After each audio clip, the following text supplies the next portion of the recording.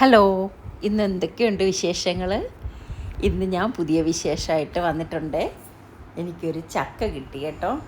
അപ്പോൾ ചക്ക കട്ട് ചെയ്തപ്പോൾ കണ്ടോ, നല്ല കളറുള്ള ചുള കേട്ടോ, നല്ല കളറുള്ള ചുള. അപ്പോൾ ഈ മഴവെള്ളം കയറാത്തത് കൊണ്ട് ആ ചക്കച്ചുളയ്ക്ക് നല്ല ടേസ്റ്റാണ് കേട്ടോ. എനിക്കാണെങ്കിൽ ഈ ചക്ക ചെറിയ മധുരത്തിൽ കഴിക്കാൻ ഭയങ്കര ഇഷ്ടമാണ്. അപ്പോൾ ഞാനുണ്ടല്ലോ മാർക്കറ്റിൽ പോയിട്ട് 50 രൂപയ്ക്ക് ഒരു ചെറിയ പീസ് മേടിച്ചുകൊണ്ട് വന്നിട്ട് അത് മധുരത്തിൽ ഞാൻ കഴിക്കും. എനിക്ക് ഭയങ്കര ഇഷ്ടമാണ് അത്. അപ്പോൾ ഇപ്പോൾ ഈ ഒരു ചക്ക കിട്ടിയപ്പോൾ ഭയങ്കര സന്തോഷമായി. അതായത് ചെറിയ മധുരത്തിൽ കഴിക്കാൻ എല്ലാ ദിവസവും കുറച്ച് കഴിക്കാമല്ലോ എന്ന് വിചാരിച്ച്.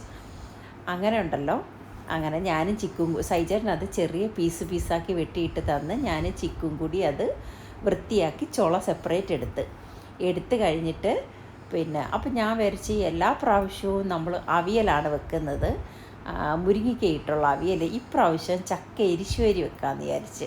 പണ്ട് അമ്മമാരൊക്കെ ചക്ക എരിശ്ശേരി വെച്ച് തരുമല്ലോ, നല്ല ടേസ്റ്റ് അല്ലേ. അപ്പോൾ കടു വറുത്തിട്ട് അതിനകത്ത് തേങ്ങയൊക്കെ വറുത്തിട്ടിട്ട് ഉള്ള എരിശ്ശേരി.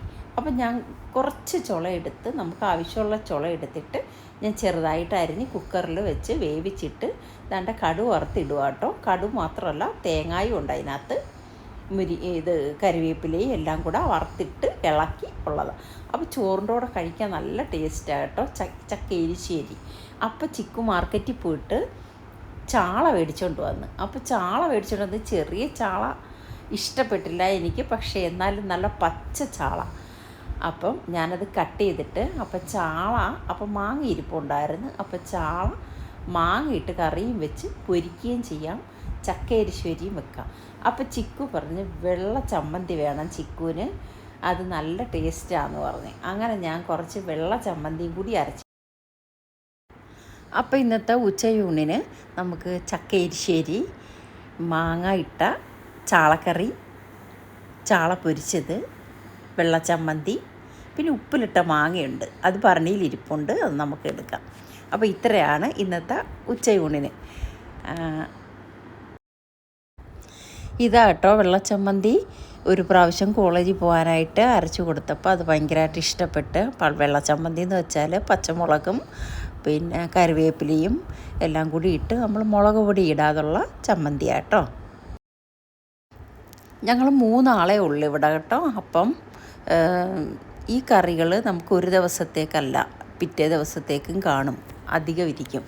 അപ്പോൾ ഇതാണേ നമ്മുടെ വർക്ക് ഏരിയ. ഒരുപാട് പാത്രങ്ങൾ ഇങ്ങനെ അങ്ങ് നിരന്ന് കിടക്കുന്നത് എനിക്കിഷ്ടമല്ല. ഞാനെല്ലാം അങ്ങ് ഒതുക്കി വെക്കാറുണ്ട്. പക്ഷേ എന്നാലും നമ്മൾ പാചകം ചെയ്ത് കഴിയുമ്പോൾ കുറച്ച് പാത്രങ്ങൾ കഴുകാനായിട്ട് കാണും. പുതിയ വീട്ടിലെ 2 അടുക്കളയും എനിക്ക് ഭയങ്കര ഇഷ്ടമാണ് കേട്ടോ. ഗ്രേ കളർ കബോർഡാണ് കൊടുത്തേക്കുന്നത്. നല്ല സൗകര്യങ്ങളൊക്കെ ഉള്ള അടുക്കളയാണ്. അതിലുപരി നല്ല വെട്ടമാണ് കേട്ടോ, നല്ല വെട്ടമാണ്. പിന്നെ ആ ജനൽ ഗ്ലാസ് നീക്കിയിട്ട് കഴിഞ്ഞാൽ നല്ല കാറ്റുമാണ്. ബാലൻസ് വന്ന ചക്ക ഞാനുണ്ടല്ലോ ഒരു കവറിൽ കെട്ടിതാണ്ട് ഫ്രീസറിനകത്താക്കി വെച്ചിട്ടുണ്ട്. ഇതെന്ന് വെച്ചാൽ നമുക്ക് ഒരുപാട് നാൾ ഇരിക്കും. അപ്പോൾ കുറേശ്ശെ എടുത്ത് നമുക്ക് ചക്കക്കറിയോ എരിശ്ശേരിയോ ഒക്കെ ഉണ്ടാക്കാം. നമ്മുടെ പുതിയ വീട്ടിൽ ഞാൻ പ്ലാവും മാവും ഒക്കെ മേടിച്ച് വെച്ചിട്ടുണ്ട്.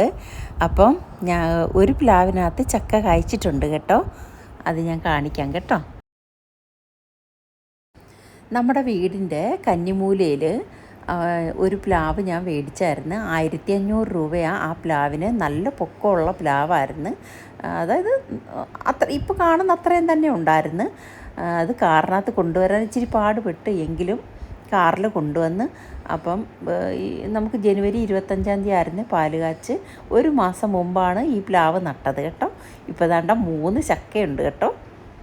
ഭയങ്കര സന്തോഷമായി ഇത് കാണുമ്പോൾ. അപ്പോൾ ഇന്നത്തെ വിശേഷം ഇത്രയൊക്കെ ഉള്ളൂ. അടുത്ത വിശേഷമായിട്ട് വരാം.